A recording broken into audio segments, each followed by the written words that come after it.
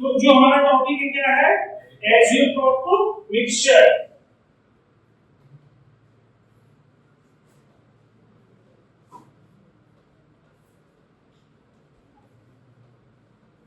इसी को बोलते हैं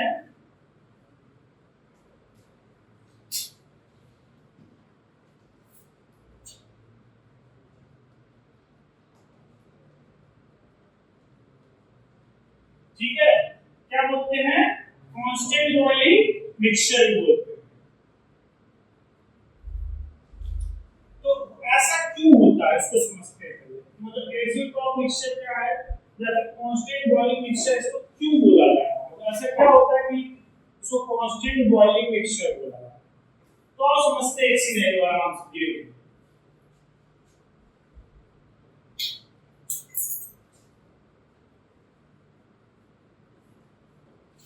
यहाँ पे आपका इथेनॉल है और क्या है, वाटर। क्या है, इथेनॉल है और वाटर।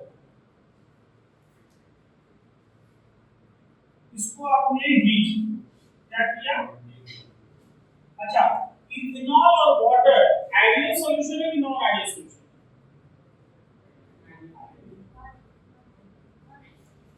नॉन आइडियल है। नॉन आइडियल में कौन सा, पॉजिटिव डेविएशन, मतलब मैं बता दूं अगर आपको, इसका बॉइलिंग पॉइंट 78.3 डिग्री सेल्सियस होता है और इसका बॉइलिंग पॉइंट 100 डिग्री सेल्सियस, ठीक है। और इसको मैं मान लूं 10% लिया गया और ये पानी कितना है 90, आराम से समझिए, ठीक है। क्या क्या चीजें मुझे पता चली है, मेरा इथेनॉल और वाटर का क्या है, मिक्सचर है। इथेनॉल 10% है और वाटर 90%।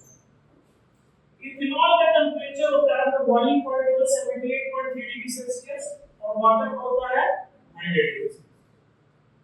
हम लोग क्या समझने की कोशिश कर रहे हैं, एजियोट्रॉपिक मिक्सचर, मतलब एजियोट्रॉपिक मिक्सचर या फिर एजियोट्रॉपिक कंडीशन कब कहते हैं कि एजियोट्रॉपिक कंडीशन, उसको हम देखते हैं एक्चुअली में कब हो, उसके बाद आपको चीजें बहुत आराम से समझ में आएगी। वही चीज जो चीजें पढ़ चुके हैं उसी चीज को अप्लाई करें। हमारे पास ये क्या है, नॉन आइडियल सॉल्यूशन है। नॉन आइडियल में पॉजिटिव डेविएशन, पॉजिटिव डेविएशन वाला जो सॉल्यूशन होता है वो आइडियल के कंपैरिजन में पहले डाटा फॉर्म करने लगता है। तो ये इस कंपोजिशन पे ये फॉर्म हो जाएगा 95 डिग्री सेल्सियस, कितने पे, तो पानी का एक्चुअल बॉइलिंग पॉइंट क्या है 100 और हमने उसको मिलाया 78.3 से पॉजिटिव डेविएशन वाले से, तो वो पहले ही बॉयल होने लगा, कितने पे बॉयल हुआ 95 डिग्री से। तो बॉयल होके क्या फॉर्म हुआ, वेपर फॉर्म।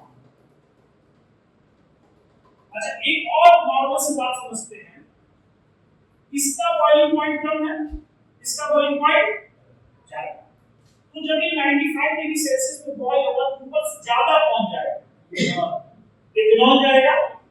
ऑब्वियस बात, हमें एग्जैक्ट डाटा नहीं, हम मान के चलते हैं कि ऊपर चला आया है 40% C2H5OH और बाकी H2O कितना है 60। बात समझ में आया, मतलब मैं इसको जो बॉयल कर रहा था 95 डिग्री सेल्सियस पे, तो वेपर फेज यहां अलग, यहां पर कंपोजिशन ये, यानी x a की बात करें तो 0.1 है और x b की बात करें तो 0.9।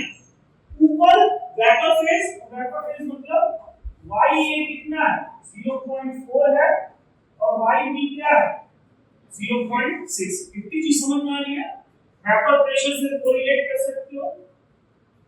बॉयल किए, जो चीज जिसका बॉइलिंग पॉइंट कम होगा वो जल्दी ऊपर जाएगा, जिसका बॉइलिंग पॉइंट ज्यादा होगा वो कम होगा। हमारे पास पहले 10% का कितने कन्वर्ट होगा 40%। अब हम क्या करते हैं, इसको कंडेंस क्या किए और कंडेंस करके फिर से ही काउंट,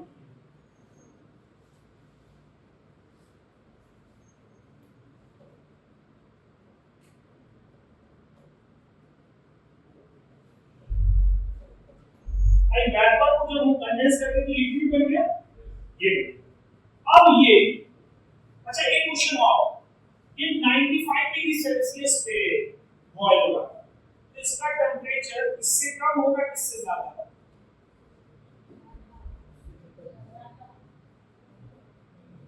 क्या होगा? कम होगा। सोचो जब 10% था तो 95 पे बॉयल होगा, तो अभी 40% है तो और पहले बॉयल होगा। तो सपोज करो 90 डिग्री सेल्सियस पर हमने इसको बॉयल किया, सपोज एग्जैक्ट डाटा नहीं, सपोज करते हैं कि पहले बॉयल हो रहा है 90 डिग्री सेल्सियस, तो अब ये बॉयल हुआ, ये कहां चलेगा? 70% C2H5OH हुआ और बाकी क्या हुआ? H2O 30% यहां वेपर बना। ऐसा होगा? समझ में आया? फिर से इसको क्या करते हैं? कंडेंस करते हैं। लिक्विड था, हीट किए, वेपर बना, वेपर में अलग-अलग कंपोजिशन हो गए। भाई ऑब्वियस बात है, वेपर में इथेनॉल ज्यादा होगा, पानी कम होगा, क्योंकि पानी का बॉइलिंग पॉइंट ज्यादा है। यहां पे वही चीज है, हमने 90 डिग्री सेल्सियस पे बॉईल किया, इथेनॉल ज्यादा, पानी कम। तो इस तरीके से हम बेसिकली क्या करने की कोशिश कर रहे हैं? डिस्टिलेशन करने की कोशिश कर रहे हैं, जिससे हम पानी से इथेनॉल बाहर निकाल सकें। ठीक? कंडेंस की तो एक और लिक्विड फॉर्मेशन हुआ, और इसमें क्या हुआ? C2H5OH 70% हुआ और H2O हमारा 30%। क्लियर? अब ये चीज 85 डिग्री सेल्सियस पे बॉयल होने लगी सपोज, तो ऊपर जाएगा तो अब कितना होगा? 85% हो गया C2H5OH और H2O 15% हो गया। ऐसा होगा कि नहीं? तो धीरे धीरे करके एक ऐसा टाइम आएगा, ठीक, फर्दर मतलब कंडेंस किए ये बना, कंडेंस किए फिर ये बना, इसको फिर कंडेंस करेंगे, तो ऑब्वियस सी बात है कि 70 से ज्यादा 85 गया, तो यहाँ 85 होगा, ऊपर जाएगा तो कितना हो जाएगा? 90%। ऐसे हो सकता है। ऐसे करके एक सिचुएशन आएगा जब यहाँ पे 96% और मोर प्रिसाइज बोलो तो 95.6%, ये ज्यादा प्रिसाइज वैल्यू है। 95.6% क्या हो जाएगा? C2H5OH और आपका H2O कितना हो जाएगा? 4.4%, यहाँ पे हो जाएगा। और सेम टाइम पे C2H5OH 95.6% यहाँ हो जाएगा और H2O आपका 4.4% यहाँ। ऐसे करते करते जब ये कंडीशन आ जाए, ये कौन सा फेज है? Vapour phase. कौन सा फेज है? ये कौन सा फेज है? Liquid phase. जब इस तरीके का सिनेरियो बन जाए, तो लिक्विड में भी एथेनॉल का मोल फ्रैक्शन और वेपर में भी इथेनॉल का मोल फ्रैक्शन सेम होगा। और कह सकते हो वाटर का मोल फ्रैक्शन वेपर में और वाटर का मोल फ्रैक्शन लिक्विड में सेम होगा। इस कंडीशन को बोलते हैं एज़ोट्रॉप मिक्सचर। ये पहले स्टार्ट एज़ोट्रॉप मिक्सचर से नहीं हुआ था, लेकिन इसको सेपरेट करते करते हम लोग ऐसे कंडीशन पे पहुंच गए। इस कंडीशन को क्या बोलते हैं? एज़ोट्रॉप कंडीशन। इस कंडीशन पे ये बॉयल आउट नहीं, boil in the sense separate नहीं होगा। इससे और ज्यादा इथेनॉल प्योर निकाल नहीं सकते। जैसे इसमें पहले आप 40% निकालिए, इसमें 70% निकालिए, इसमें 85% निकालिए, इसमें अब 95.6% निकालिए। मतलब आप इथेनॉल 95.6% से ज्यादा प्योर इस मेथड से नहीं कर सकते। उसके लिए हमें दूसरा मेथड करना होगा, उसको हम एज़ोट्रॉप डिस्टिलेशन। वो अलग चीज, अपने टॉपिक का मतलब नहीं। अपने टॉपिक में क्या है? एज़ोट्रॉप मिक्सचर क्या होता है? तो azeotrope mixture is a mixture of solution in which vapor phase mole fraction must be equal to liquid phase mole fraction of certain substance. Ethanol का vapor phase में कंसंट्रेशन और इथेनॉल का लिक्विड फेज में concentration जब बराबर हो जाएगा, तो ये अब और ज्यादा हम इसको डिस्टिलेट नहीं कर सकते, और ज्यादा प्योर नहीं कर सकते, और इसी को क्या कहते हैं? एज़ोट्रॉप मिक्सचर कहते हैं। अब आप इसको हीट दोगे तो पानी और इथेनॉल बराबर ऊपर जाएगा, अब अलग नहीं होगा। मिक्सचर। पहले कांस्टेंट बॉइलिंग मिक्सचर नहीं था, लेकिन ये कंडीशन डेवलप हो गई तो ये हो गया। क्लियर हो गया? और मेरे ख्याल से बहुत भी डाउट्स जो था क्लियर हो गया होगा। तो ये एज़ोट्रॉप मिक्सचर होता है, तो ये एज़ोट्रॉप मिक्सचर।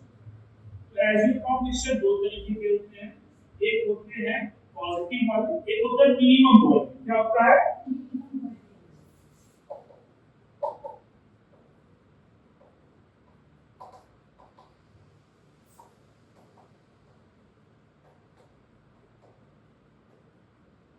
और दूसरा होता है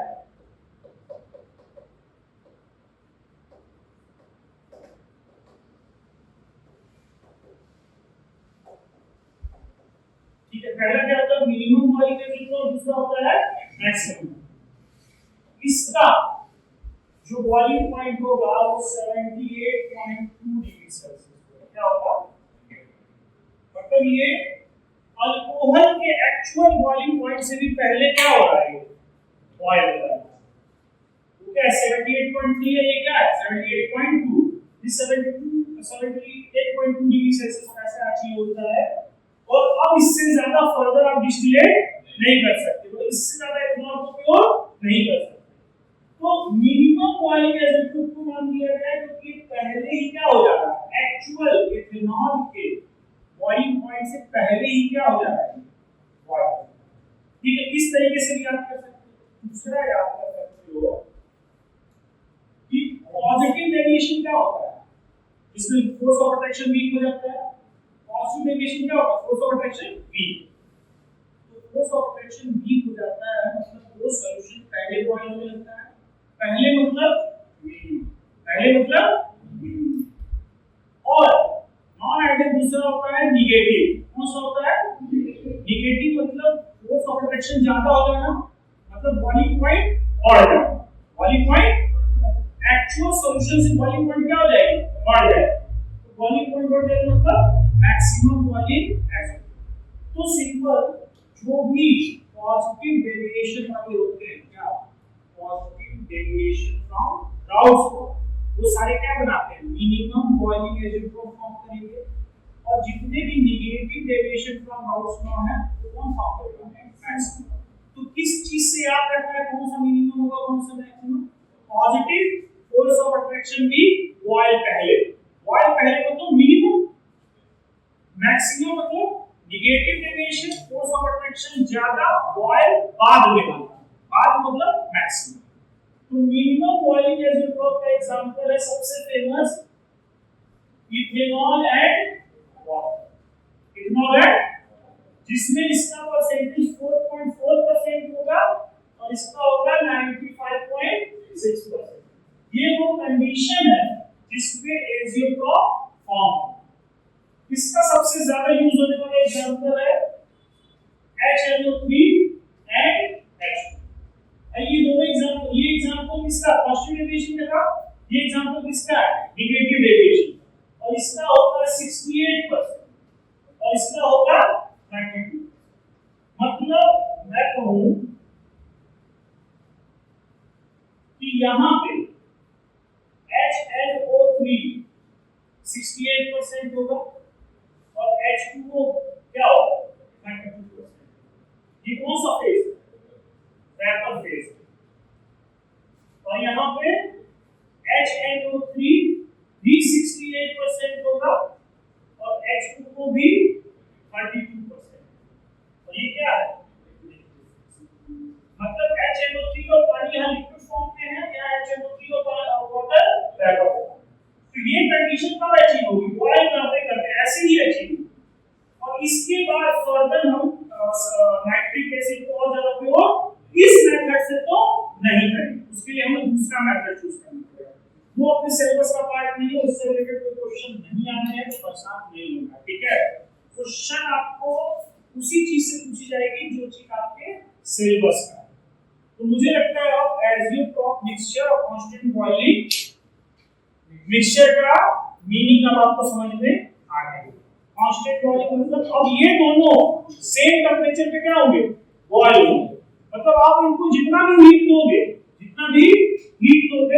ये दोनों साथ साथ ऊपर जाएंगे, उतने ही कांस्टेंट बॉइलिंग मिक्सचर। ठीक, तो एक सिचुएशन होती है, एक कंडीशन होती है, उस कंडीशन में वेपर फेज और लिक्विड फेज का मोल फ्रैक्शन क्या हो जाता है, बराबर हो जाता है। मतलब सीधी सीधी बात में मैं बोलूं तो XA is equal to YA हो जाता है और XB is equal to YB। कब एज यू ड्रॉप पे तो कोई भी न्यूमेरिकल आएगा उसमें एक कंडीशन लगाओगे न्यूमेरिकल, क्या ही पूछेगा, नीचे का कंसंट्रेशन दे देगा, कहेगा बताओ ऊपर का कंसंट्रेशन क्या होगा। सिंपल सी बात है। कहां पानी का कंसंट्रेशन दे दिया, बोला भाई हमको अब ऊपर नाइट्रिक एसिड का कंसंट्रेशन बताओ, तो भाई जब पानी का मोल फ्रैक्शन ये है और दोनों का मोल फ्रैक्शन 1 है, तो इसका पता है, पानी का पता है, तो आप नाइट्रिक एसिड का निकालोगे पानी में, और नाइट्रिक एसिड का पानी में पता चलेगा तो पता है कि भाई पानी का जो कंसंट्रेशन होगा वही वेपर का भी होगा। सिंपल। तो भैया कैसा क्वेश्चन पूछेगा, सारा क्वेश्चन लग ही जाएगा कांसेप्ट क्लियर।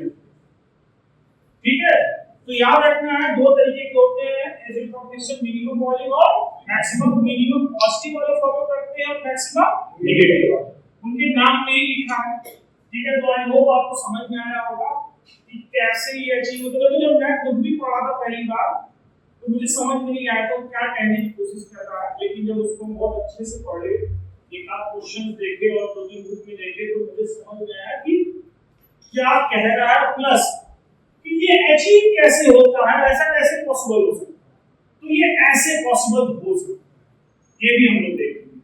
ठीक है, तो इतना ही ये सब कुछ। अगर आपको वीडियो अच्छी लगे तो क्या करना है, लाइक करना है और अपने दोस्तों को क्या करना है, शेयर करना है, जिससे उन्हें भी ये चीज पता चल सके, और चैनल को सब्सक्राइब करना है। ठीक है, thank you, bye bye, take care और मिलते हैं नेक्स्ट क्लास में।